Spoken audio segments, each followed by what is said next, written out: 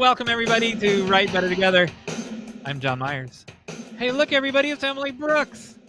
Hello, John Myers. I didn't wave my arms all around. I was going to do that. That was going to be my new thing, and I forgot to do that. What are we talking about today, Emily? Well, we have quite the list. And yay. Quite the guest. Oh. And today's guest is returning for the second time? Third time. I was going to say, I think it's the third time. Yeah. Bob Sáenz. Oh, my goodness. Our first third timer. Yeah, because we like Bob. And we're going to be talking about WriterCon and just how wonderful conferences are. And we're going to talk about what do you do when you're done with your screenplay? Yep, all the things. The thing I like best about Bob is he loves to play games. Like, he loves the games on the show. It's his favorite part of the show. So speaking of the other things that we're going to be doing, we're going to have, we're going to start with a listener response. We are going to have, Hey, John Myers, a little early this time, where I share a fact with John Myers. I better set my alarm. Then we're going to talk with Bob, and he's going to give you all a new call to action. Yay. And then we're going to have the final act with Bob Sáenz. Yes, because he loves the game. Is going to be so happy about it. Whether he likes it or not, he's going to be happy about it. So how did you get out of your bubble? How did I get out of my bubble? Inky, roll a clip. Why is Inky? Why is my cue card guy rolling a clip? I don't know. Roll the clip. Hold on. I lost it. Here we go. Welcome back, everybody. I don't know how to start this. Welcome to... We already started Write Better Together. Welcome to... Hey, Stupid Walk. Hashtag Stupid Walk. Walk. So, I am outside of my bubble talking about... What was the question? When I got outside of my bubble. Imagine that. I said you're doing an influencer walk. Oh, yeah, I know. So, Emily, in a previous episode, talked about when she had a surprise party. Her husband successfully threw a surprise party for her. Hey, look, there's the mystery girl's former house. No one lives there now.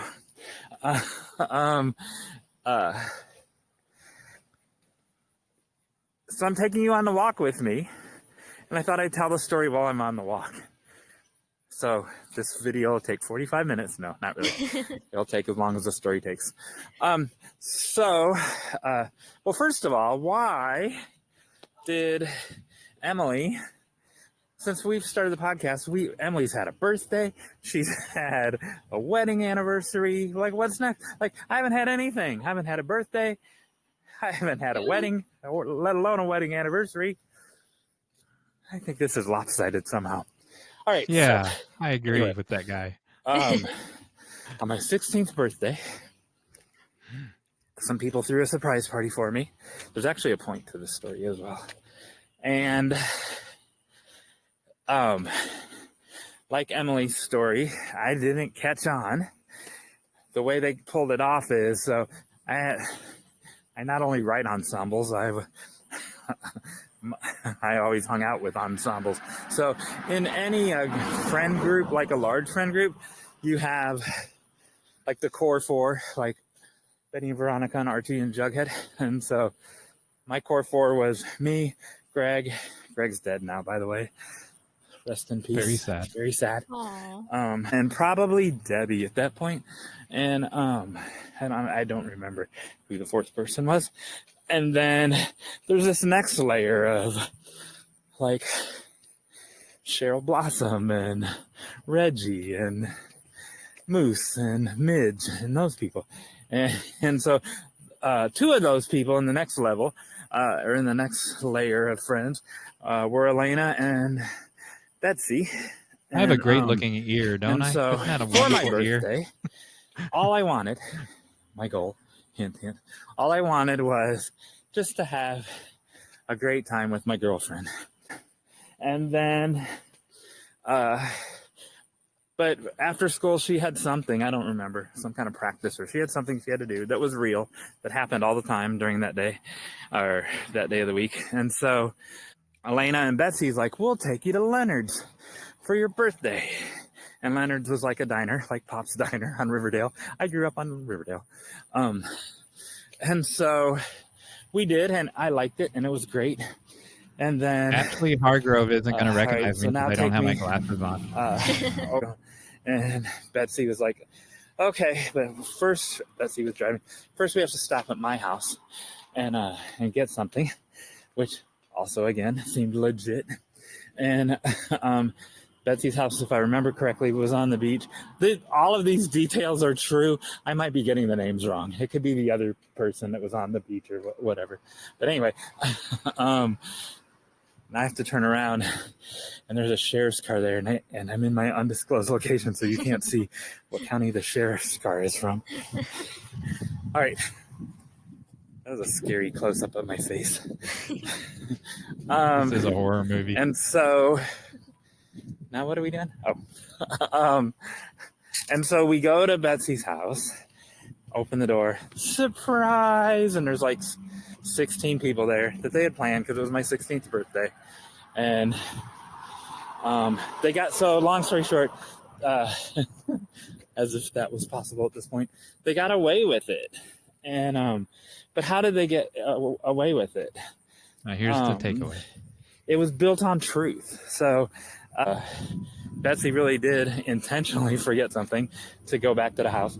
They knew I would say yeah, because I could have said no, I don't want to go to Leonard's. I'll just wait for the 2 or 3 hours until I have my birthday dinner with my girlfriend.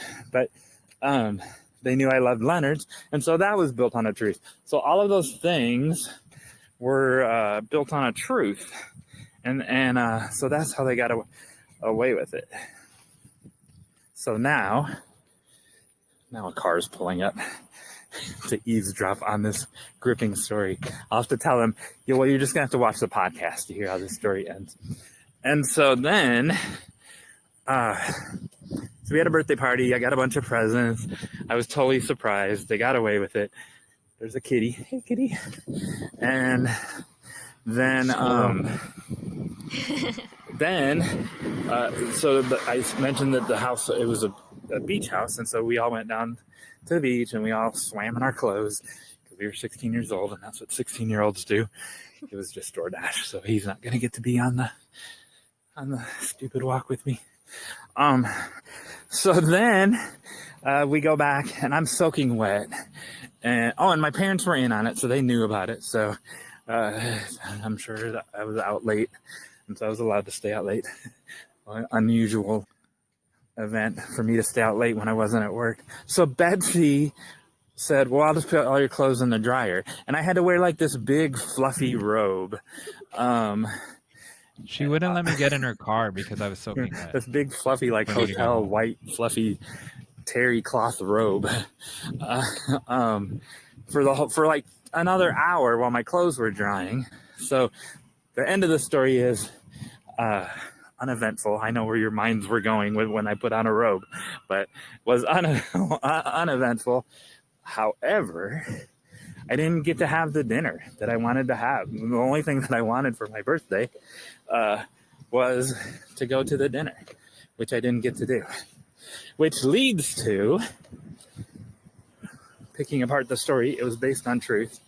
It did it have a happy ending? I don't know. It kind of was like a good ending, but I didn't reach my goal. And so it was uneventful. There are so many people on this road that I'm trying to keep out of the video. There are so many events that happen. And so maybe it was, and maybe it wasn't. So, there's the second point, besides powerful stories are built on truth, is that it had a protagonist, me. It had a goal to have dinner with my girlfriend. And then there were obstacles. But what do you do when the obstacle, like a surprise party with all your friends, that was pretty good, but it was an obstacle to the goal. So how do you view, like, I think that story wasn't emotionally satisfying, but it was a story. It was a story, but the obstacles were positive. There's a takeaway to that, and then I'll let you respond to that, and then. But I have a third takeaway that occurred to me while I was watching this. It makes me think of like a comedy, like something that would happen on Seinfeld where the character has a goal and they don't get the goal because that's not what happens in comedy sometimes. But it's also like you still ended up having a good day. Yeah, I mean, it was a good day, but it really wasn't a good story. I mean, it was an okay story, but it wasn't that compelling because the obstacles were positive. You got to put your protagonist through agony. And what was my agony? I had to wear a fluffy robe. So the third takeaway is, what did I do wrong there? I did something wrong in that video. In the video or in the story? In the video, telling the story, the actual my behavior. There was something wrong with my behavior. You weren't looking at the camera. And I have such a beautiful ear. I was trying to show off my ear. No, so the whole point of getting out of your bubble is You're to avoiding people. exactly.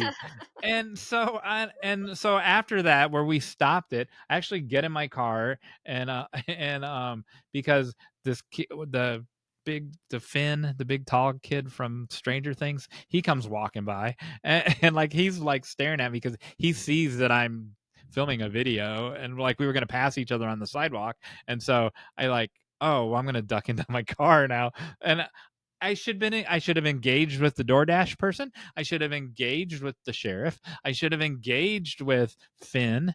And I didn't do any of those things. Shame Wow. on me. I avoided them like when you avoided people at the grocery store sometimes. Yeah. That's not right. That's not why I get out of my bubble. So I was that watching that it made me think like, so I intentionally got out of my bubble to go make a video about getting out of my bubble, but then I had the chance to interact with people and I didn't do it. It makes sense to me because you were on a video, like you were making a video and you probably wanted to protect their privacy. The kid from Stranger Things, he might have been under 18, so that did cross my mind. Like I would have had to get I couldn't get permission from him to be on it. But the DoorDash guy was old. The sheriff was old. They could have been on it. But they probably wouldn't have wanted to be on somebody's random video. That's their problem. Well, speaking of avoiding people at the grocery store. Yes. How did you get out of your bubble? So there is this woman who I went to what I was in college with, but we like didn't really talk in college. And I've run into her 3 times at 3 different grocery stores in the past week or in the past 2 weeks.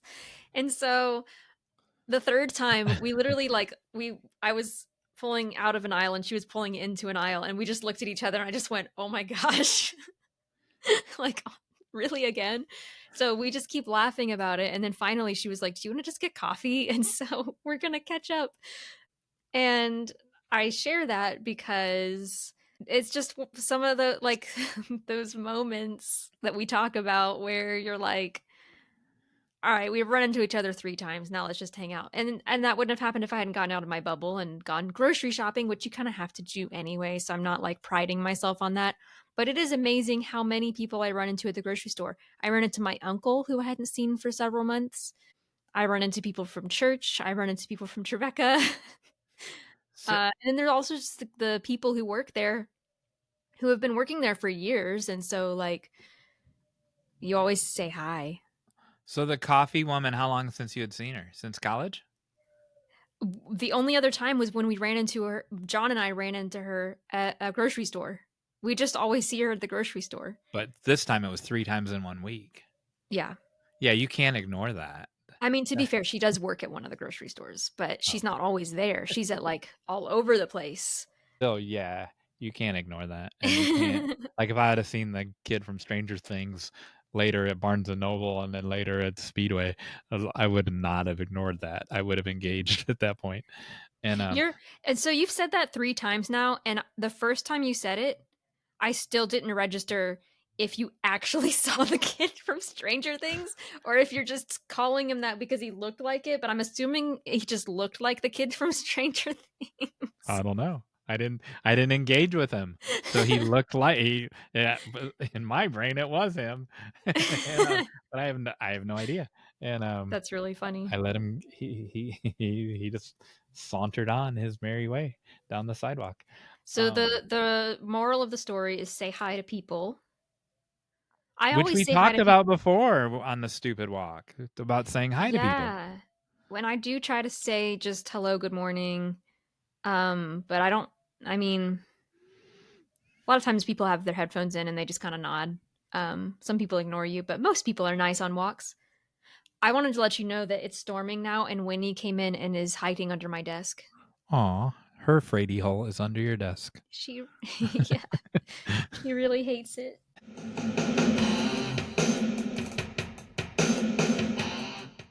All right, we have a listener response. Oh, yes. Are you going to read it? I forgot to pull it out. Pull it up. So while she's pulling it up, I remember that it's Sigourney someone, and Yes. so she'll give you that whole name. And I want to apologize to you, Sigourney, because it was in our spam for like 3 weeks, and Yeah. I looked at our spam. I can't believe I haven't looked in 3 weeks because I was expecting something, and it hasn't come yet, and it still wasn't in our spam. So I've been looking at it occasionally. So somehow I missed it, and I Yeah. apologize. And as soon as I missed it, I sent it to Emily, and I'm like, oh man, here's a loyal listener. She's gonna think we snubbed her. I know. I feel so bad, but we are going to talk about it now. So this is Sigourney Breekman, Yes. and we talked with Bob Sáenz today about log lines, and Yes. this is a log line. Yes, it is.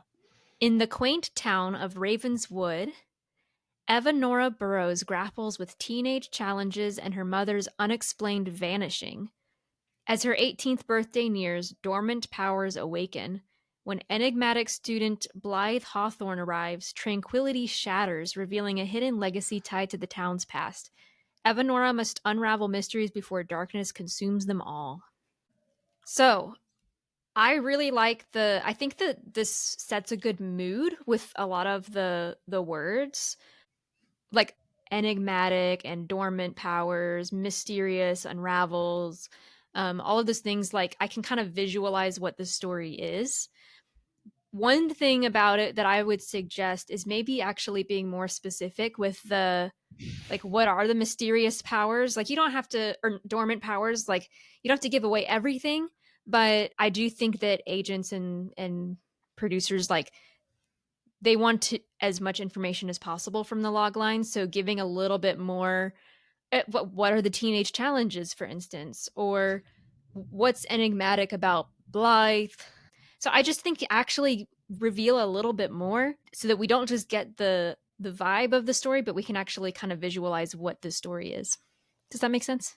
100%, because you just said the exact same things I wrote down on the card. So when I was laughing, I wasn't laughing at the log line. I was laughing that you literally said the same things I was going to say. You need specificity in the challenges. And you don't have to say, like, if there's 10 obstacles, don't say tell us all 10 of them in the log Yeah. line, but put them in the type of them, right? Is it environmental obstacles? Is it personal? Like just put them in a bucket, put them in an envelope of the kind they are. And then then this sounded like a novel, not a screenplay to me. So I think don't so, know, but I don't know for sure. if it's a screenplay, and then you can correct me because I've never written a log line for a novel.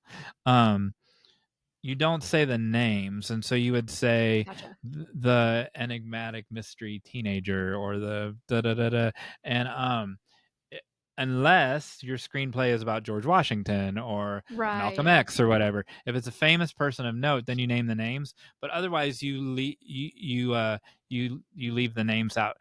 Now her town, it's fine because that tells me it's going to be a fantasy, right? And this, when she gave the town name, it wasn't like in suburban New York City in 2020 in 1918 New York City. It wasn't like that. So I know this is going to be like some kind of fantasy story. So you can say a town name, but you just shouldn't say the character names in a screenplay. Is that true in a novel? So Log you line? actually don't normally write log lines per se for a novel, but they would have a and I'm going to blank on what it's called. They want so your query will have like a paragraph, A uh, synopsis? like a very brief, like not a synopsis, but a paragraph that's like a longer log line. And then sometimes they will also ask for a 1 to 2 sentence description, and that's kind of like the replacement for the log line. It's your elevator pitch. Elevator pitch is kind of the best way to say it. And there you can use names, but you don't want to flood it with names because people won't remember them. It's interesting that you say fantasy. I did not read fantasy per se. I did read potentially urban fantasy or paranormal. Oh, and so, and to me, and I'm not a fantasy writer, so all like I would not make a distinguish between urban fantasy and fantasy, right? Where you Oh, I would, see. and then so and but I was also gonna say there's the reason I asked that. Do you do this with a novel uh, query? Uh, I wouldn't like if they were names like Bill and Susie and Emily and John. Like I wouldn't think it was like the names tipped off that it was fantasy.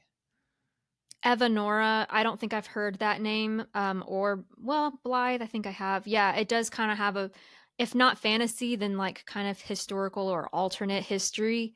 Right. But those are the kinds of things that you can also clarify by adding more details. Like if it's paranormal, what that's when you really want to talk about the dormant powers and things like that.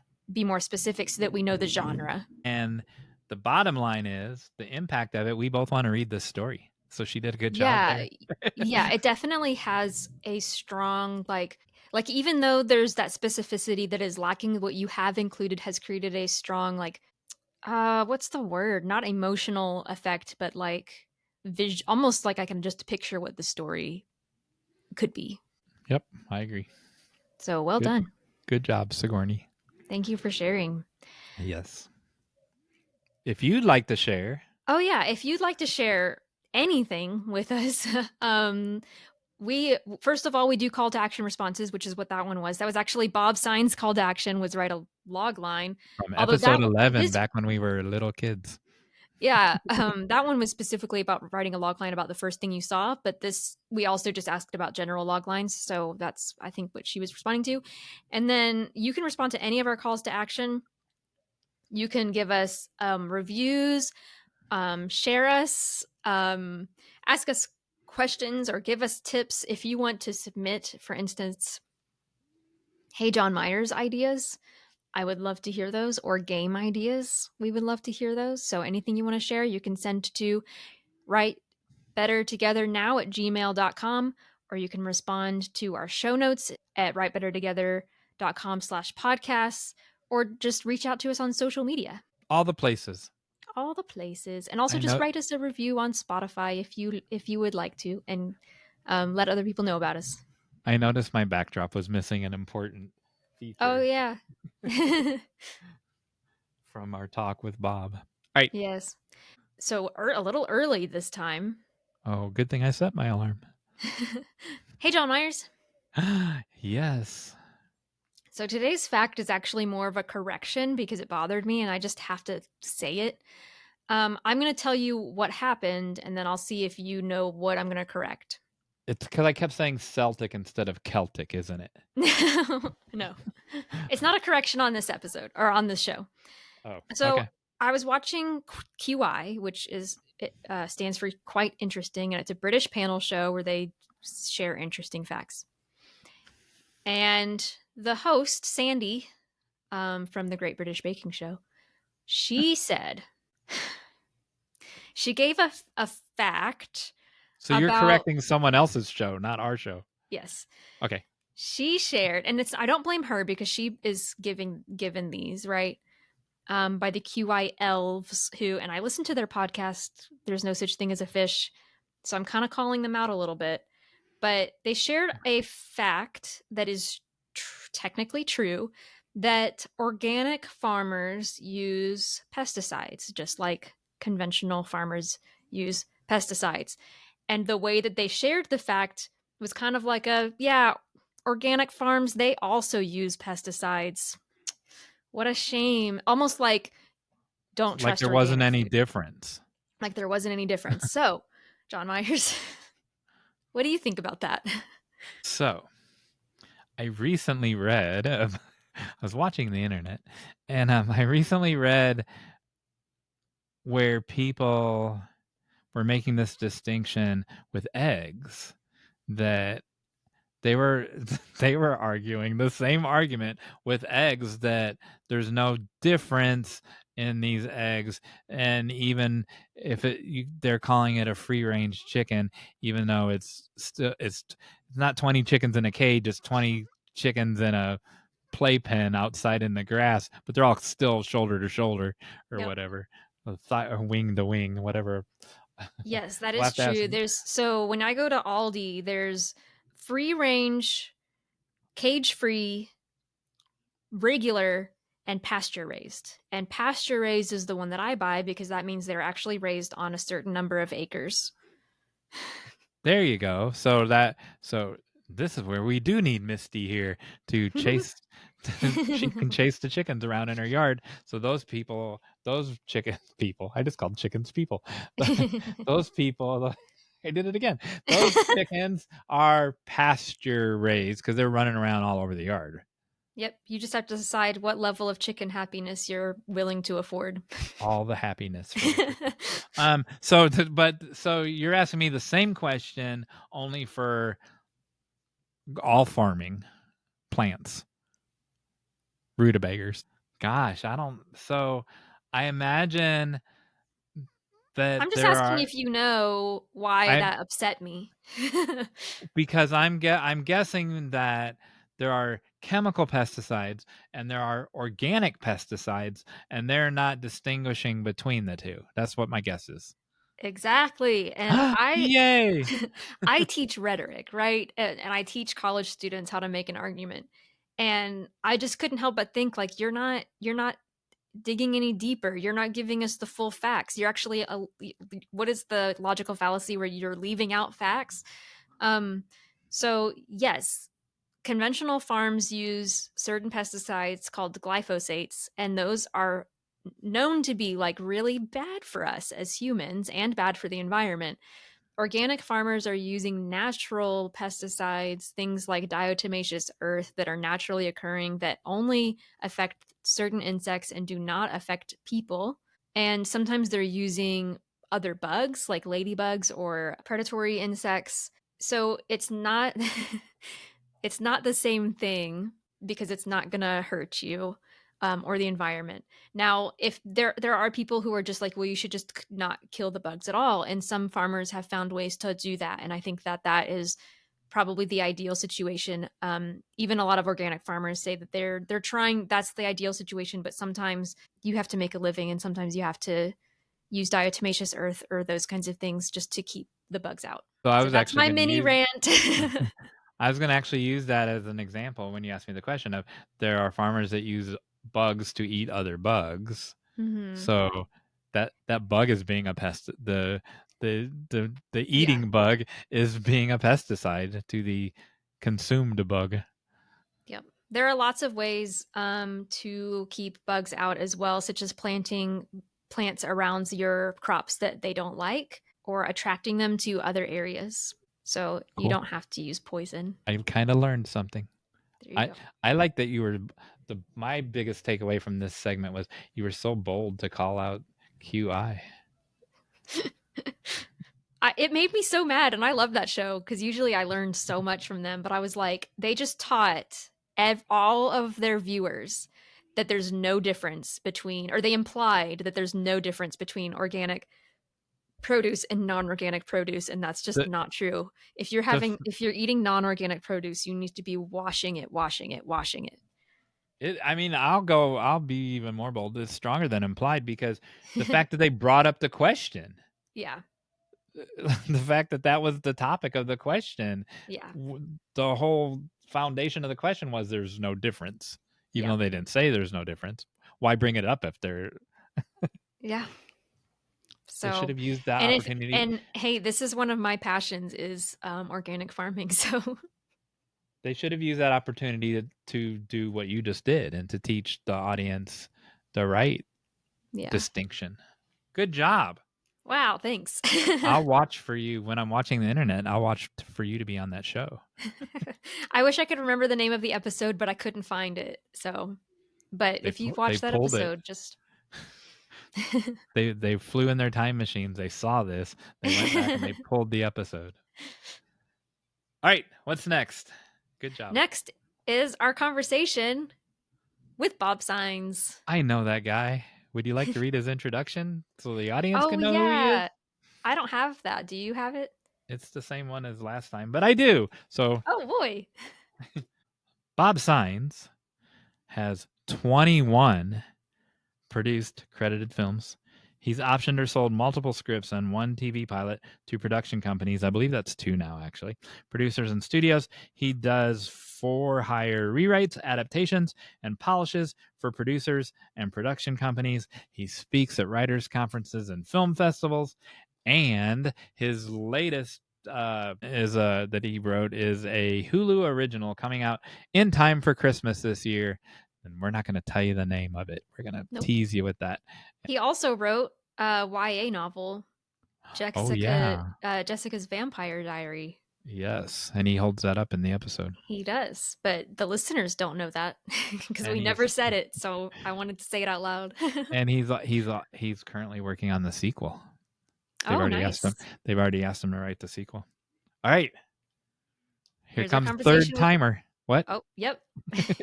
Here's our conversation with Bob.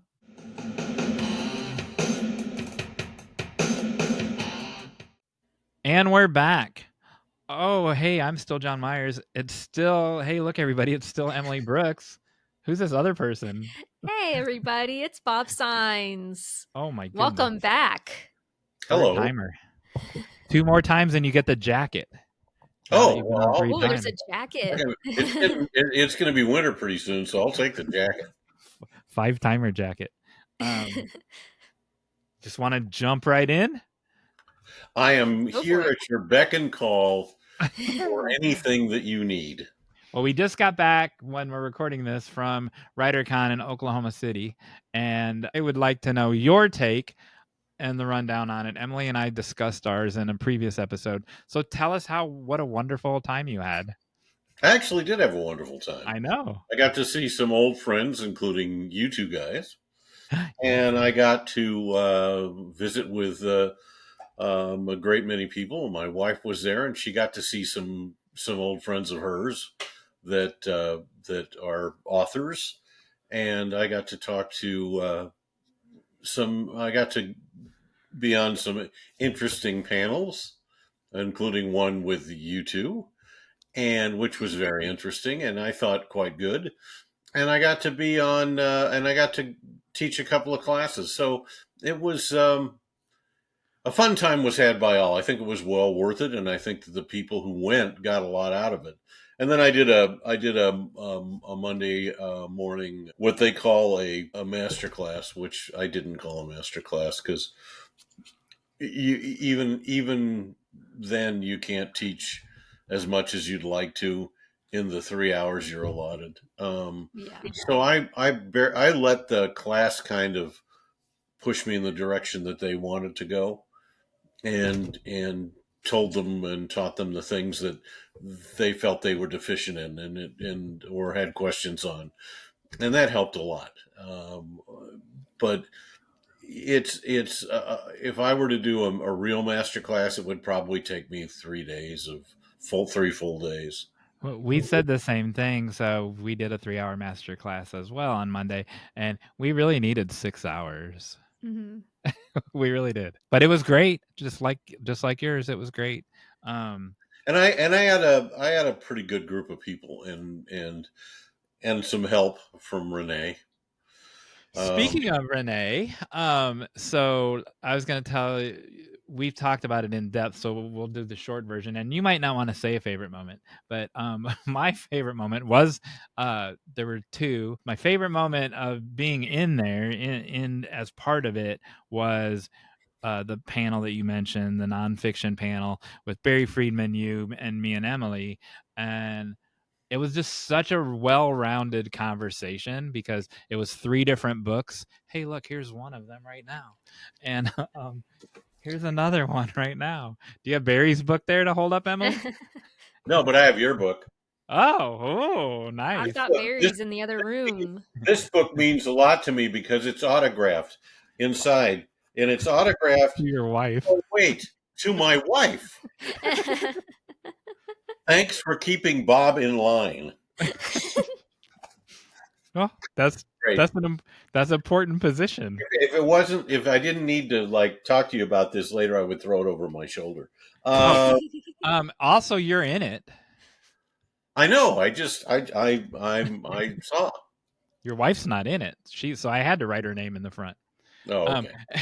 Anyway, so that panel was like it was really good conversation because there were 3 different. It was all nonfiction, but it was nonfiction coming from 3 different almost subgenres, and then Renee, Emily and I went to Renee's Deep Point of View. She's going to be back on to talk about that in February, and that was one of the most insightful hours of that I've seen in 3 years. So out of the Renee and I have decided that we're going to teach a class in story logic.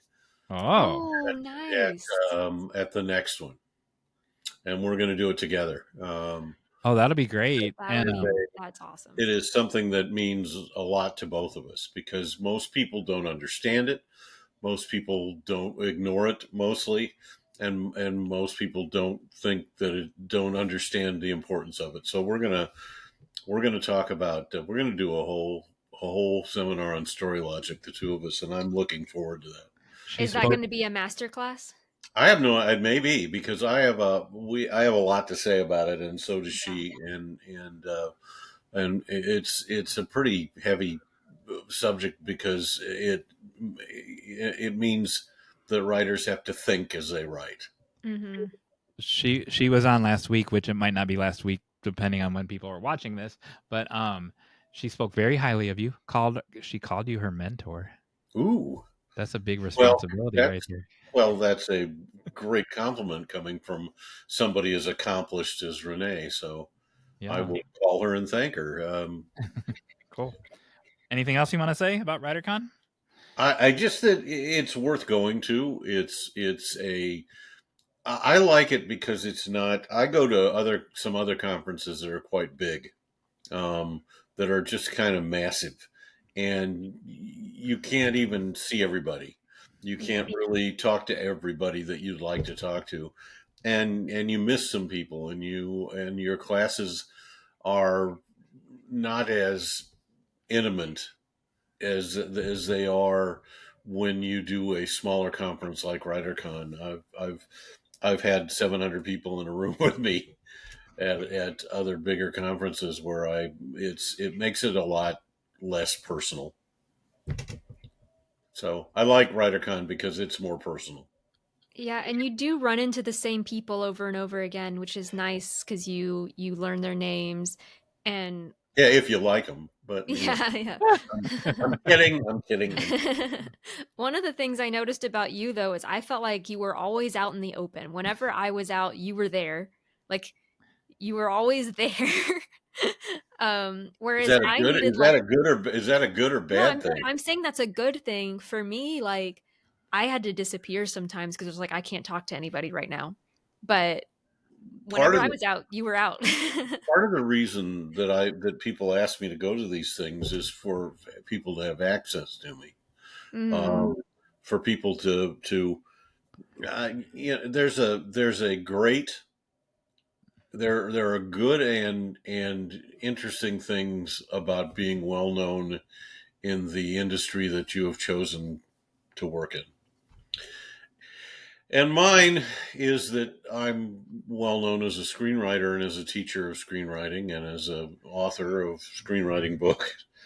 And there are people who really want to talk and see me and do that. And I get invited to these things. Okay, thank you, John. I get invited to these things for access, and I feel kind of responsible that I need to be accessible for people most of the time. I Not love all. that. I Not love all. that Emily noticed that, because even before this podcast existed, so like 3 years ago, Bob and I were in some conversation somewhere. It was online. I don't even remember when it was. And I made that exact same observation, that Bob is everywhere. Like, you walk down this hallway, there's Bob. You cut through the restaurant or cut through the bar, there's Bob. Like, he's always, and he's never alone. He's always having a conversation with Exactly. someone, or Always in deep holding court with conversation. 5 someones. Mm-hmm. No, I'm having conversations with people. I don't hold court. Yes, sometimes you I do. don't do it. I don't do that. I've known people that did that, and I'm not a fan. I think you never put yourself in a position where you're a special person and they're not. You speak to people on the same level, and you talk to people. I mean, everybody wants to do this, and everybody's at a different point in their journey to do this. And listen, I've sat in groups of 5 people where there was me and 4 New York Times best-selling authors, where I was nowhere near as accomplished in what they do as they are. So, even though I do have a novel now, I got mine over there. I can't reach it from here. don't worry about I it. should have had it ready. And I actually signed my copy to you, and then there's a I don't have a wife. and I so you when you're so it's not it's just being available and being there to help people and talk to people and show people that you're you're just like anybody else. And I'd like to add to that that's very true about Bob, in that so I was on a round table with him. Emily was snubbing us, and she was across the room in her fantasy round table. And but it was a screenwriting, and she's not a screenwriter, but it was a screenwriting round table. And Bob included if there were a dozen people around this small table, he included every person. What's your name? Who are you? Where are you from? Why are you here? And he was very inclusive of everyone. That's very true. And I felt like that was a good I feel like that was kind of just the attitude of a lot of the people there, that they were there to help others, like they were there to serve. And so I didn't meet many people who were just there for themselves, like they were there to go, how can I help you? And I think that was a really cool That's what part makes of it. a really good conference. I have been to other conferences where that's not always true. Yeah. And so this was the first year I got to be on the advisory council, and so that was the second. It's great that you said that, Emily, because that was the second priority of Bill, William Bernhardt, who runs it. The first one is you have to be nice, or you don't get invited back. And you don't get someone. It's almost by referral. Someone has to say that you're nice for him to even put you on the docket. And then helping others, it was his second part of his mission statement. And so that is clearly by design, and he does a good job at it. He does do a good job. It's a very good conference. Yep. So I encourage people who are watching this to next year in September go to WriterCon in Oklahoma City. Yep. And they can already register for it. It's the registration for 2025 is already up. So speaking of encouraging people, pretend that Emily is a brand new screenwriter. She's finished her first screenplay. Actually, she's had classes in screenwriting, right? I have. And so what should Emily do with her finished screenplay? What is the proper procedure? What should she do with that thing? Well, she should let some other people read it first to make sure that it's other screenwriters. I'm a firm believer in having a circle of friends, of writers that you can go to with your new scripts, and they'll give you an honest answer. It takes a while to come up with enough people that you can have that. In fact, I just finished a new script and sent it to John a couple of days ago. And he told me to throw it out, so I'm going to probably. No, he didn't tell me. I told him to throw it out in my garbage can so then I could resurrect it. No, not really. Not really. It was wonderful. And so I have kind of curated a group of.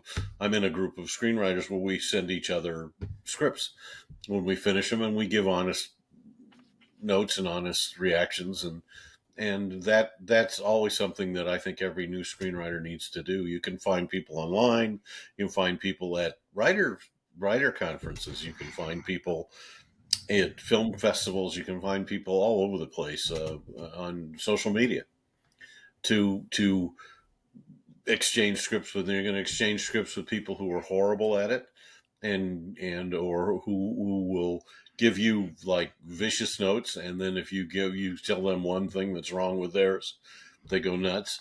Those are the kind of people you kind of have to weed out. But other than that, you'll at some point find a group that works, and that you can all exchange scripts and all get good feedback, because it's really necessary. Sending out a first draft is usually not a smart thing to do, because you're too close to it. I mean, you take a first draft out, you finish a first draft, and you put it in a drawer for 2 or 3 weeks, and you pick it up and read it again, you're going to find all kinds of things that you're going to say, thank goodness I didn't send that out. Yeah. And so then it is, once it becomes time to send it out, what does that look like for Emily? It looks like there are three ways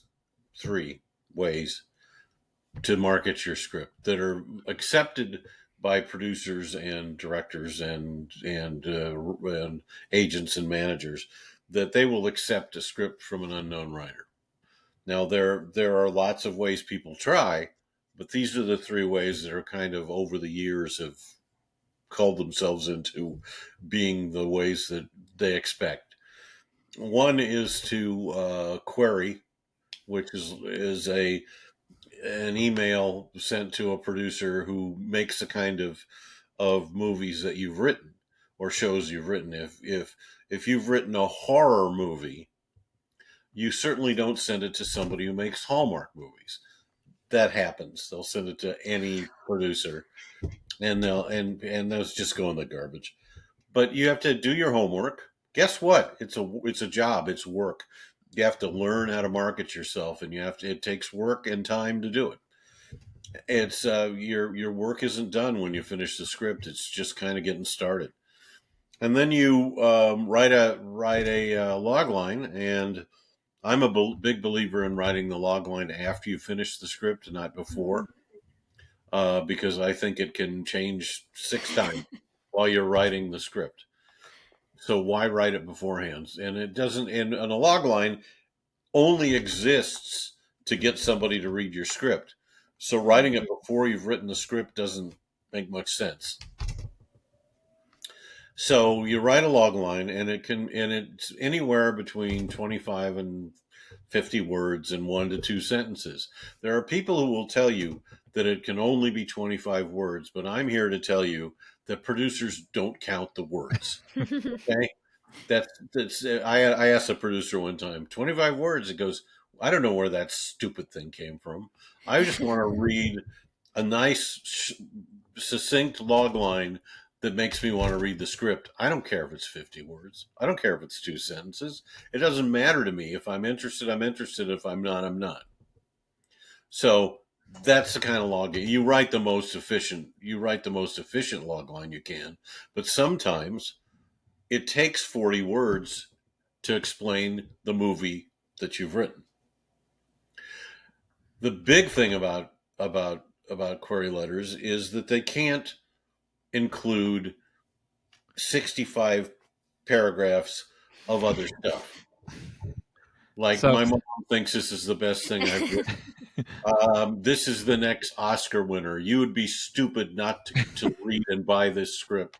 I've seen it all. or tell them how to feel about, like, you should find this funny. This movie is a laugh riot.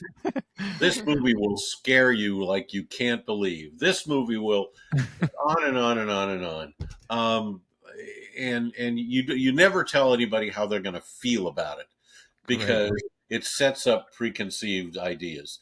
And if if it isn't a laugh riot to them, even it might be good, and it isn't a laugh riot, they're going to remember that. So you don't tell people how they're supposed to feel. You don't tell them anything. You say, "Hi, I'm sending you this because I think this is in the wheelhouse of what you do. I would appreciate it if you would if you'd like to read it.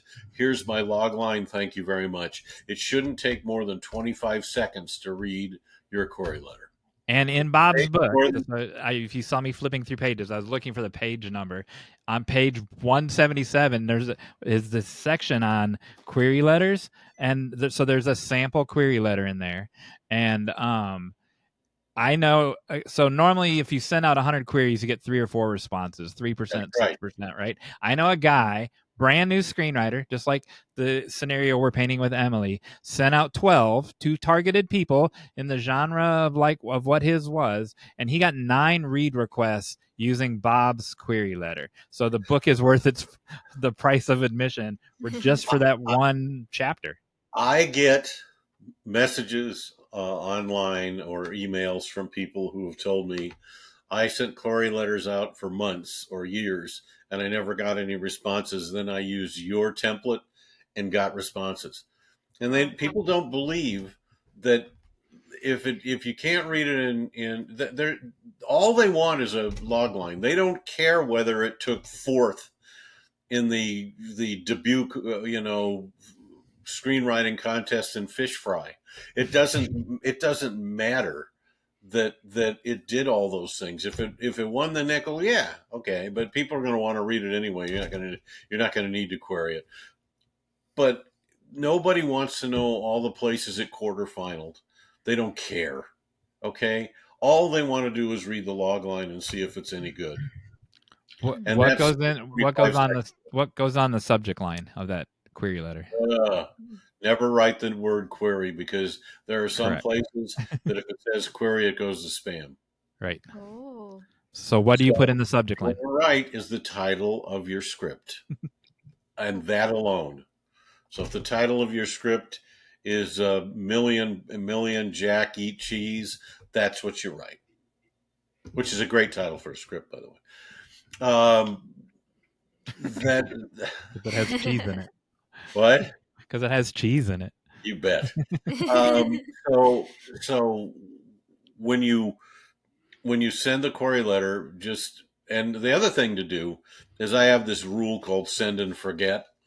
You don't wait around by the phone or by your computer waiting for people to respond, because that's like you could be out doing other stuff. You just send it and forget it. If they like it, they're going to respond. A lot of times if they're not interested, they're not going to respond at all. They're not going to say, no, we don't want to read that. They're just going to delete it and move on to the next one. You have to remember, they get thousands of these letters a month. Yeah. Thousands. And you're not the only one sending them a query. So yours has to stand out, and yours has to stand out by being short and sweet. If they see something this long, they don't even read it. They just delete it, because they don't want to hear about how it's going to win an Oscar. Okay? Which is a ridiculous thing for anybody to put in any letter. So I have a quick question, because I've only queried novels. And usually when you're querying a novel, you send sample pages, but it sounds like for this, you don't.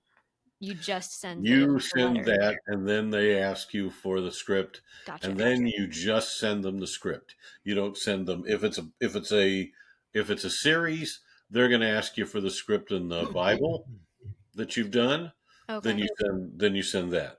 But if it's a script, you just send the script. You don't send them any information. You don't send them maps or definitions of things in your script. If they have to read another document in order to understand your script, they are not going to read your script.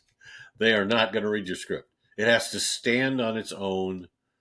And if you're building a world, you need to build it in the story. There are people who, if they want it, they'll ask for it. There are people who try to read an acceptance into a soft no or a polite no. No, if they wanted it, they would have asked for it. If they come back and say, this is a very good script, we like it a lot, it just doesn't work for us, just say thank you and move on. Because they, or if they send you a note saying, well, we only accept, we liked it, but we only accept scripts from agents that we work with. So if you can get an agent we work with, we'll look at it again. That's a lie. They know you can't get an agent as a brand new writer that they work with. None of those agents would touch you with a 10-foot pole because you don't have a track record. And so it's just their nice way of saying no, and you move on, because if you spend months trying to get one of those agents, it's just going to be an incredible waste of time for you. And plus, they can read anything they want to. They don't have to. It doesn't have to come through an agent. They get referrals all the time from producers or actors or different people that they know who said, I read this script, it's great, we would like you to read it. And they read it. So there's no referral thing that's real. That's one way, querying. The second way is entering it into some of the contests that matter. The Nickel, which is run by the Academy, the Austin Film Festival, which is the only screenwriter-centric film festival out there, and Screencraft and Script Pipeline. Those four have all had track records of the scripts that have won or finaled in their contests have gotten people agents and managers and gotten made. So that's the four that really matter. And you have to do well in them. You have to final or win it. And you still have to work it too. Like you can't just sit at home and wait for the phone to ring because you won one of those. Now, no, you can for one of them. For the Nickel, if you win the Nickel, for the Nickel you could. Your phone will ring. But everything else you got to work. Your friend Gene Bowerman, we were actually just talking about this yesterday online, that they'll help you. Pipeline will help you, and but you still, she agreed, you still have to do your part. Like you were a finalist, let's say, or you won. We're sending it to these people, but then it's on you. Gene is a dear friend of mine, and she's got like so much knowledge. You guys should have her on there. You really should. You were on hers. I've been on hers a couple of times, and when she was the editor of Script Magazine, I was the cover boy when. She was one of I told her this yesterday. She was, when I was a baby screenwriter, she was one of the first people that actually helped me and like gave, even before I knew who you were, Bob. She like helped and just gave me like general advice when I don't know how to do this thing or whatever. She was one of the first people that chimed in to help me. One of the most knowledgeable people out there. Yeah. But yes, you have to do the work. And then the last way is what you guys did at WriterCon, which is networking. You can do it at film festivals. You can do it at writers' conferences. You can do it on set if you want to go be an extra in something and learn how everything works. Listen, I started out as an extra in movies, and you can see my elbow or knee in some great films. But you know that I learned so much by being on those sets, and I met so many people. And as I worked my way up to being a small time actor in some pretty amazing productions. I got to meet and talk to and make friendships with some people who have helped me to this day. I never sent a query letter in my life, Mm. um, because I networked my way to where I am now. I have 21 produced films, and if without the networking part of that for me, it would have never happened. So and networking isn't going out and finding people who you think can help you, Mm. because the minute you go out and somebody realizes you're trying to use them, they're looking over their shoulder for the first, escape hatch. They don't want to be around you. Networking is about developing and keeping relationships, real relationships with people based on who they are and not what they can do for you. When I just had to look it up because I was trying to look up the year just now, and but so when Barry Jenkins wrote Moonlight, guess who crewed Moonlight? All of the people in his network that he made while he was in grad school at Florida State, and so the people that you just know over the course of 4, 5, 10 years become your people, and everything that Bob said is true. Plus, that person never showed up on time for when I was going to meet him at the coffee shop, right? So you don't call that person because they don't show up, but you call the person who's reliable. They gave you the ride to the airport, and you knew that they would show up, and you know who's a flake and who's not a flake. Just But over the years, you they learn that. also know, who your wife is, and they also Yeah, know about or husband is, or boyfriend or girlfriend or whatever. They know about your kids if you have them, or they know about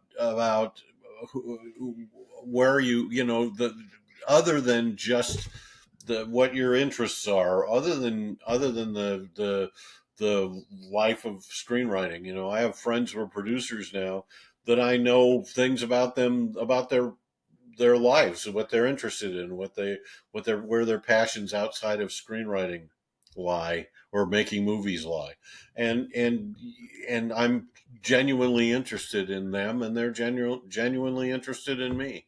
right. You As know, a person, yeah, as a not person. not as Not your job, no. but as The a person. second you, which is why you never take a script to any of these places and try and hand it. I was at a one of the major film festivals speaking, and there was a movie star that was one of the people who came in to be there one night uh, to get an award and to have his new movie shown. And he was at a meet and greet type of thing, and a guy walked up to him and tried to hand him a script, Mm. and they threw him out. They I, said, "You are not welcome here again." He said, "But I paid," and they said, "We don't care. You have abrogated your ability to be here." And I saw that in Edinburgh at a Q&A. A guy in the audience, like 100 people in the room, a guy in the audience stood up with his script, and everyone got awkward. Like, oh my gosh, I can't believe this guy's going to do it. And they didn't escort him out, but but I forget who the star was, but the star was like, yeah, I can't take that. I'm not going to take that. And he was kind of there's a story that Amy Poehler tells in her book, which is a good book, about being on a subway half asleep in New York, headed to somewhere, and she wakes up because somebody dropped a script in her lap and said, "Oh, I saw that it was you, and I wanted to give you my script so you can read it." And she got up and she threw the script across the train and said, "How dare you? What gives you the right?" And just read this guy the riot act. And he just hit her on a bad day. But I, you just don't do stuff like that. Mm. There's an entire chapter in my book called "How Not to Market Your Script." I suggest that anybody who is interested in marketing their script read that chapter, because it's everything that's been tried and failed They don't. The pizza box thing doesn't work. Okay, it's not. CAA gets what, about 8 or 10 pizzas, scripts in pizza boxes a week from people who are thinking I'm going to think of something cool and they're going to read my script, and they just, it doesn't work. There's even stories of where people who know that they're like, but I taped $100 bill to the top of my pizza box. Well, it's the same stupid idea with $100. All you did was That throw would away have been fine. $100. I would have taken the $100 and thrown the script away. Yeah, That's exactly. I've heard that's of what they people do. doing like perfuming it Oh no. or or putting music with it, like a CD. Well, that's another thing you don't do. You don't ask somebody to queue up a CD and then hit the different things on the different pages so they can hear the music that they're not going to, that costs $6 million to license, that they're not going to ever buy. It is, you send them the script. If the script stands on its own, great.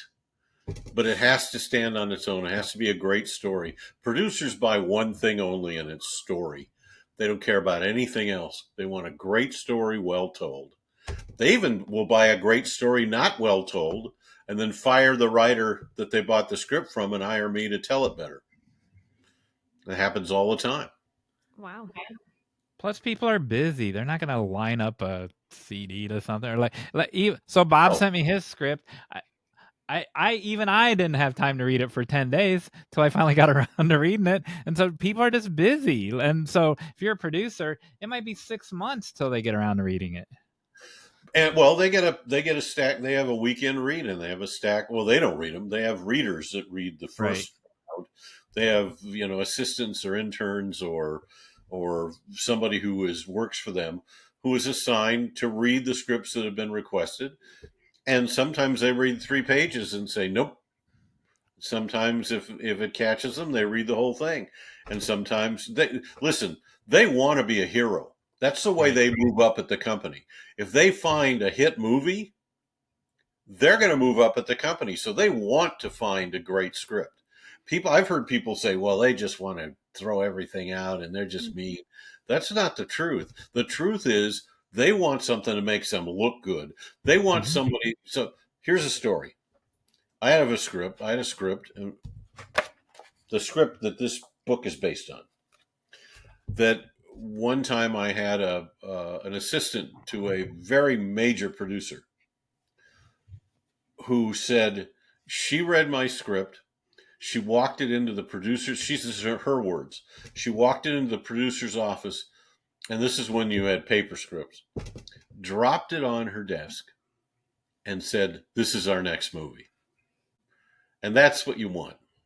And they'll do that if it's something that they really, really like. And it was their next movie until the studio that they had it set up with got sold to another studio and they dropped everything.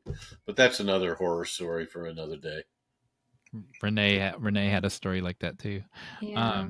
So tell us a really big no-no, like a really big expensive waste of time and money. The only thing that I think is expensive waste of time and money is pitch fests. And the reason is because I'll tell you a story about pitch fests. There was once a giant one in LA when I was first writing. And I thought about going, and I have a good friend who was an intern at a major production company. Now he's an executive at one of the biggest production companies in the world. But then he was an intern at a very big well-known production company. And I said, I'm thinking about going to the Pitch Fest. He goes, well, if you do, let me know. I'm going. And I said, you are? He goes, yeah, they're sending me to get pitched movies. And I said, you just got hired as an intern. They're gonna pitch. He goes, well, yeah, but I mean, between you and me, they told me I can listen to the pitches because they're getting paid for them and I'm getting a cut of it. but I've been told I can't request a script. Don't request a script, and don't tell anybody that you're interested in anything. And I've heard that I know another guy who worked for another studio who told me that they once sent one of the janitors. Wow. And they've now proliferated because people in California need more money, and they have to pay their car payments and stuff. Michael Jamin, wrote King of the Hill and Just Shoot Me and a million other things. He just told a story the other day about like the pitch fest that he had heard about was $30 for 3 minutes, and then the janitor or the whatever, the person from the production company, the intern, could split that. So they would literally do 20 in an hour, right? And so they 15 times 20, so whatever that math is, what they would get paid an hour. That's $300. At $300 an hour, and he was like, who? But you only get half of that because you split half of it with the house. He's like, what decision maker is going to go sit anywhere for $150 an hour? He goes, I'm a guy that pitches stuff, and even I'm not going to go there for $150 an hour. Certainly, Michael Mann and anyone in the top half of the production company isn't going to go sit there and listen to that. Well, they aren't going to go anyway. They don't. It has nothing to do with the money. They just don't want to be out in the public. They don't want their faces known. They don't want to be. They understand that if they show up at one of these pitch fests, they may sit at the desk, but walking to the desk, they're going to get surrounded by people, and they're going to get. It's just there's no rules when it comes to some of these people who are desperation is a really weird and horrible thing. And unfortunately, because it takes so long to break into this business, that desperation is one of the things that people end up feeling. And I get it. I mean, I felt that way when I first started, and I made some mistakes, and luckily people pointed them out to me, so I wasn't, so I didn't keep making the same mistakes. But So you get people who cross boundaries, like the guy who presented the script to the star at the film festival. You get people who really have no boundaries, and you have to. These people who run these production companies and studios, and the people who make decisions to whether to buy Screenlight or buy scripts or not, they don't want to face that kind of thing. They don't want to be there. That's why they send an intern. That's why they send some guy fresh out of film school and tell him, hey, we'll pay $150 an hour or $150 for the day. I don't know, whatever. And you get to go take pitches from people and smile and be nice and say, wow, that's really nice, but that's, we'll let you know, and take their card and all that stuff. And then go home and have a nice dinner with your wife and forget you were even there. And unfortunately, I think that's what a lot of these pitch fests are. I have yet to know somebody who got anything sold or option through a pitch fest. Now, I'm not saying that it hasn't happened, because obviously you're going to hear from somebody who's going to go, I optioned something from a pitch fest. But they're the You exception. can hear people all the time that say nobody ever optioned anything or sold anything from the Blacklist website, because I was on there for 2 years with my thing. And I'll have to tell you, when the Blacklist website first started, I sent a script to them just to see what it was like, and I optioned it. A big production company read it on there and said, we would like to option this script. And they optioned it for 3 years and never made it, and I got it back. And so talk about a little bit about the psychology behind the people that go to a pitch fest. Why do they think it's gonna work? Like who no one tells anybody that it's gonna work other than the ad that they saw, the flyer that they saw for them to go there. Why do people think it's gonna work? Because everybody's looking for a shortcut. Oh. Shortcuts don't exist in this business. They just don't. Unless unless you're friends with a producer, or your father's a producer, or I mean, nepotism is a real thing, and you hey, listen, it's what it is. But you have to understand that people are looking for shortcuts. People are like I said, they're frustrated. They haven't gotten any. They think they've written the greatest script that's ever been written. They know that it would be a gigantic hit if it would just get made, and nobody wants to read it. And they've queried, and they've networked, and they've done all these things, and now here's a chance to sit down with somebody who works for one of these mythical, wonderful production companies and pitch to them face to face. And how could they refuse me? And this is going to be my shortcut. That's why they do it. That's exactly why they do it. It's why people pay for the blacklist thinking it's going to be a shortcut. It is not a shortcut. It's got about the same, you have about the same percentage of chance of getting somebody to read and option your script from the blacklist as you do querying. If you want to pay the money for the blacklist, absolutely, there are people who have had films made off of that. But the percentage is very low. I mean, it's 1%, 2%.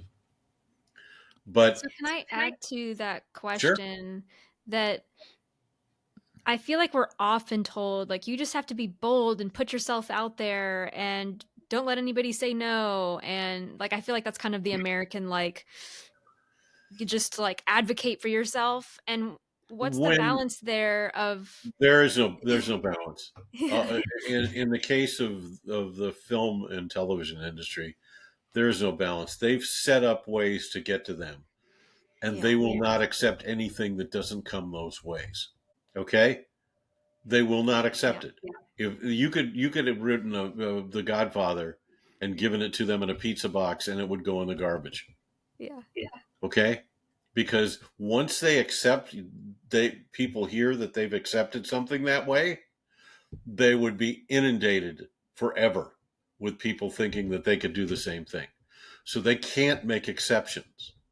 I have friends of mine who work for big production companies who have said there are no exceptions. If you can get it through if you get an agent or a manager, yes, you can get your scripts to them through them. But that doesn't mean they'll always read them. But you can get them there. If you query, you can get scripts to them. But here's the rub. Okay, it's got to be a good script, Right. and it's got to be a good story, and it's got to be something they're looking for. It's got to be something where one person, and that's all it takes, one person says, "Holy smokes, this is it. This is what I've been waiting for." Okay. Because if they do go through those channels, really, so that's the second part of the psychology behind it. Any business runs like that. Like, I cannot walk into McDonald's right now and go, I had the best idea for this sandwich, and this, and talk to some lower level manager at the local McDonald's and say, you need to tell your boss to tell their boss to tell their boss to have my pimento bacon sandwich. And they're not going to, that's not how it works. The John Mayer sandwich. Right. So why do people why do writers think it wouldn't work in any other business? Novelists don't think this way. I know. Just screenwriters think this way. Why? Just people want to make movies because they don't think it's a business. Oh. Because it's magical, unicorn, rainbow, wonderful. That these movies that they watch and they're magic, they just get made out of fairy dust. Okay. And once they get involved and realize the hard work that goes into making anything and the miracle it is to get anything made, they realize that their thinking was a little bit naive. It's a business, and that's all it is. People who make movies are making movies because they love them and they want to do it, but they also want to make a living. They also want to pay their mortgage and their rapidly increasing energy bills, and they want to be able to go to Hawaii once in a while. Okay, and the only way they can do that is by finding something that's good and that works. 98% of scripts, and this isn't meant to hurt anybody's feelings, 98% of scripts that people send out are unreadable. They're nowhere near good enough to even read. Wow. And you can tell by the first 3 pages. And those are the people who say, I'm going to write a movie, and don't do any of the work to figure out what goes into a good script, how it works, how you write it, what you write and what you don't write. What makes a film what makes a film cinematic? What makes a story cinematic? What and going back to what I'm going to do with Renee, talking about story logic.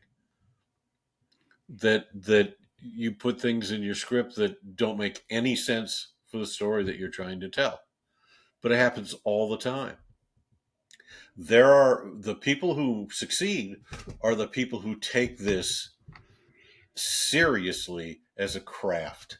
It's not just sitting down and writing what you think might be a movie, but crafting a great story in screenwriting language using the screenwriting format.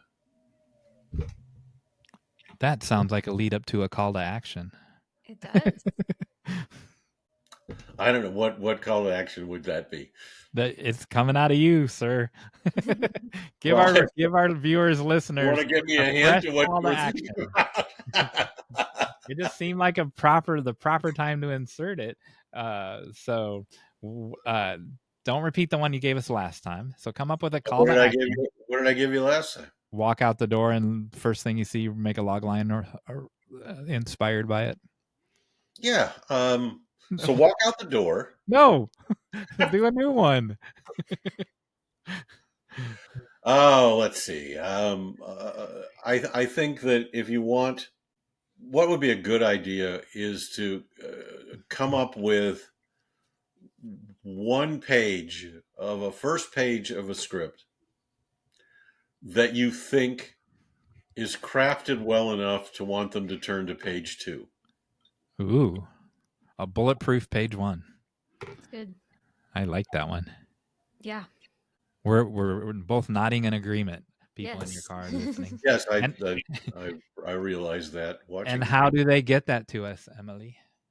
Oh, right. I was like, it's my turn. So listeners, you can send that to us at writebettertogether.com/podcast. That's where all of our episodes and show notes are. So you can go to this episode, open the show notes and respond there, or you can respond on social media wherever we share this episode. Or you can email it to us at writebettertogethernow@gmail.com. Yes. And I realize that I have said a lot of things that are kind of semi-harsh today. And I don't want to come off that way. Listen, I started off not knowing a thing about screenwriting. And I wrote my first script without knowing a thing about screenwriting. And it got optioned by a studio. Okay? Wow. It's unusual, and it doesn't usually happen. And it's an incredible exception. And the fact that it didn't get made and I went through a lot of heartbreak because of it probably helped me, because a mere 12 years later, I had my first produced film. But my learning curve was very high. But listen, if somebody like me can do this, you can do this. Anybody out there who wants to be a screenwriter, you can do this. You just have to put in the hard work. Not long ago, my youngest daughter said, we were talking, and she said, when she was asking about what I had coming, what was my next movie that was going to come out, and we were talking about it, and she said, when you first started doing the screenwriting thing, I thought you were nuts. I couldn't understand why you were just spinning your wheels trying to do this. And she goes, but I've never seen anybody work harder or not give up or be more diligent or more disciplined than I've ever seen anybody that you did this. And I'm really proud of you. And it meant the world to me because what she thinks, what my kids think is important to me. And so it meant a lot to me, but it also made me think about, like you just, you put your nose to the grindstone and you don't give up.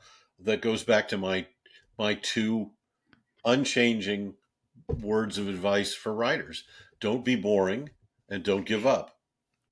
And you're the personification of that. The of their don't give up and don't be boring, but also just that you have to do the work. It took 12 years, right? You didn't do any shortcuts during those 12 years. Nope. And you're the personification of your advice.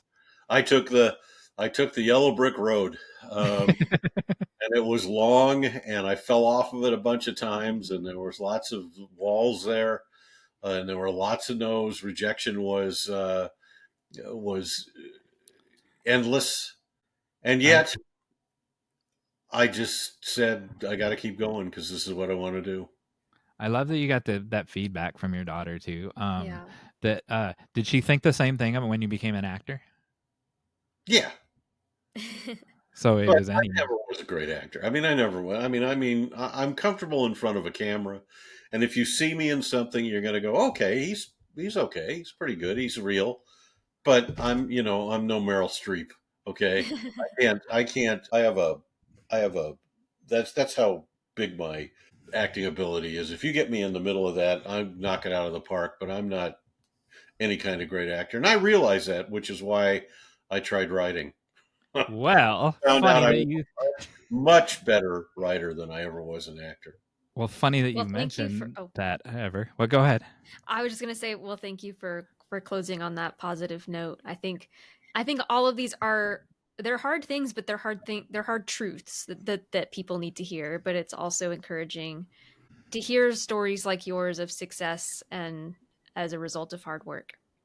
Yeah, it's a reality check, but there is a light at the end of the tunnel. Yep. And it's there if you want to put in the time and effort to do it.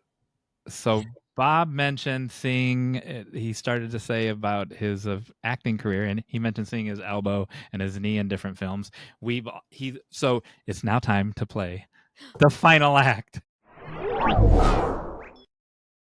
Oh no. And the prize he will be playing for actually features one of Bob's former co-stars. This is the dinosaur that stepped on Bob in Jurassic Park. And so it's on a plate. So you'll be playing for this That is party not plate. The dinosaur that stepped on me in Jurassic Park. No, this is the only plate I could find with a dinosaur on it. And a T-Rex stepped on me in Jurassic Park 2. Oh, well, what is this? Okay, I don't know my dinosaurs. That's a Velociraptor. Oh, okay. Well, it still has the Jurassic Park logo on it, so okay. There you go. So that's what you're playing for. And then I like that it ended on a personal story because Bob and I talk on the phone sometimes, and I pointed out yesterday that we haven't dug into his personal life like we have on other guests, and so so he brought. What are you doing? No. I told him. He threw that story in. Okay. He asked me if it was okay, and I said it was. Okay. I will tell you when it goes too far. No, and it won't, because I didn't throw one in, but he ever wanting to please the hosts of the podcast, he threw in the story about his sister, or about his daughter, and so it was perfect. He was just trying to please us, and it was a great story.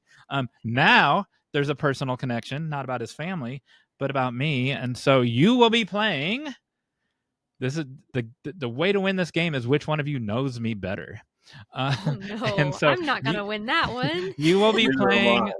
You will be playing a game called Book, Ball, Broccoli, or Mr. B, and Mystery B.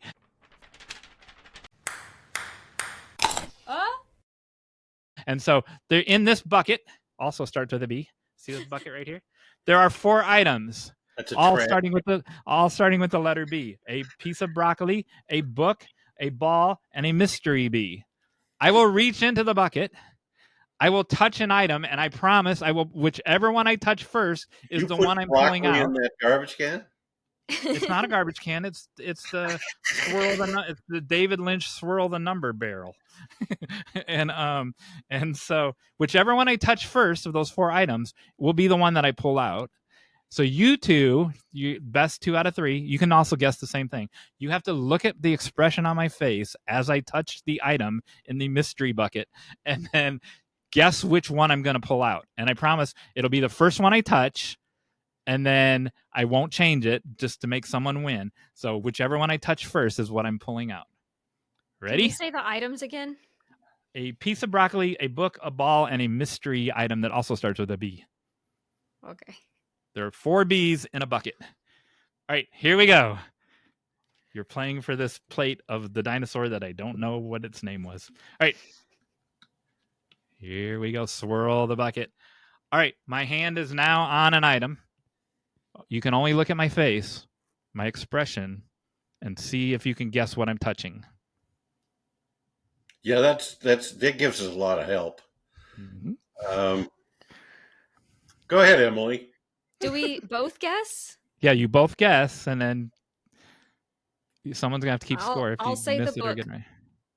Okay. You can also say the book, I guess. I could say the book.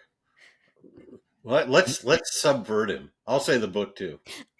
Oh, you both have 1 point. It's the book. And before I show what book it is, would anyone like to guess what book it is? Here's a hint. It had to fit in this barrel. So it's not your book or our book, Bob, because it didn't fit in this barrel. Is it one that has appeared on the podcast before? It is. Oh, I'm not allowed to answer questions, but yes, it is. Oh. What do you mean you're not allowed? You made this game up. You're only allowed to be able to tell by the expression on my face. So ask that question again. Okay. And then I'll make a face. Has it appeared on the podcast before? There you go. Is it Winnie the Pooh? No. You want to guess, Bob? No. All right. So neither of you get the extra point. It is the 1 Week Baby. Oh, I wasn't going to pick that. It was on sale at Kmart once upon a time for $2.62. It's the mystery book because I have no idea how it got in this house. It just appeared. I also could have subverted the game because I could have, but it wouldn't fit in the barrel. I could have put Frank Ball, because it would have been a ball and a book in the barrel. Oh, my goodness. Storytelling at its best, which is a great book, and we'll put it in the show notes. All right. Ready for number 2. By the way, that is a really good book. It is super. It's super I wanted good. to buy it at the conference, and then I ended up just taking pictures of a bunch of books because I couldn't fit them all in my suitcase. Did you get it yet? No, I haven't gotten it yet. I'll call Frank and I'll get you a copy. Oh, thank you. All right. Item number 2, swirl the barrel. What? We have to keep playing this? You have to get 3. All right. No, you just made that up. You weren't listening to the rules. I can't talk during this. My hand is now touching one of the items. Guess what it is? Emily? I can't. Hold on. You froze, so I need to see what your face was. The ball. Broccoli. Bob gets the point. It's a piece of broccoli. Broccoli is also a fractal. Maybe we'll do a master class about fractals sometime, and or a webinar or something. But it was broccoli. What did we learn about you? Did we learn that you like broccoli? We learned that there's a story that I don't have time to tell. That my discovery that broccoli is a fractal. That's a very important part of my writing life. Oh. Oh, good. That's a teaser for a future episode. All right. Last but not least. No, I'm done. Swirl the bucket. Swirl the bucket. My hand is now on an item. Look at my face. Oh, it's the mystery item. Yeah, it's the mystery item. Oh my gosh, you both got it right. Would you like to guess what the mystery item is? Sure. A jet airliner. Well, that doesn't start with a B, so that would. I think it's a Boeing would start with a B. You think it's what? A Beanie Baby. A Beanie Baby? No, it's Return from the Dead. It's No. Baggy who has returned from the dead just for this game. Why There did you go. ask that? The final, just for Bob, the final score is. Bob is so miserable. I think he won though, didn't he? I think he did. Yeah. You both Yes, said and I would love to present the Jurassic Park plate to my friend Emily as a gift. Okay. As a gift of friendship. I believe the Aw. score was 2. Bob got broccoli and got the book. Emily got the book, and that Yeah. was it, right? Mm-hmm. So there you go. No. I got the mystery item too. So did I. Oh, so it was a tie. No. No, because he also got the mystery item. Oh, so Bob did win 3-2. Yes. All right. Presenting the lovely Jurassic Park disc to Emily. Oh. And I won because Baggy returned. The dead Baggy returned for a guest appearance just for Bob's special occasion. All right. Thanks. Thank you so much. Thank you, Bob. Oh, my pleasure. It was this whole last part made it just all worthwhile. I thought so. Bob, and Emily, you predicted it properly because Bob knew me better than you do. That's true. Which I'm surprised How because did that no. Wait a second. Hold on. It was 3-2.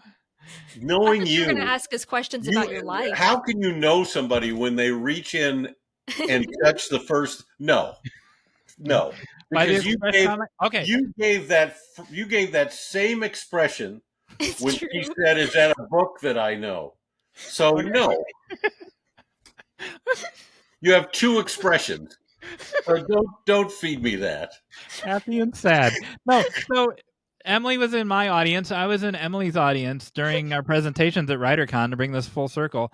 And we can just look at each other and we know what the other person's thinking. We do this on the show. We do it too. And we're not even actually making eye contact, but we do. And we can just smile and we know what the other person's thinking. So I thought for sure she would win, but Bob, you won. Well, I'm glad that I won broccoli. Okay, so I'll send the plates to Emily and I'll send the broccoli to you. That's it. Send the broccoli to Emily too, because she's, she likes that stuff. She likes greenery. All right. Good job, everybody. Let's get out of here. What do we say, Emily? Oh, that we couldn't have done it without you. Bob Sáenz. Thank you very much.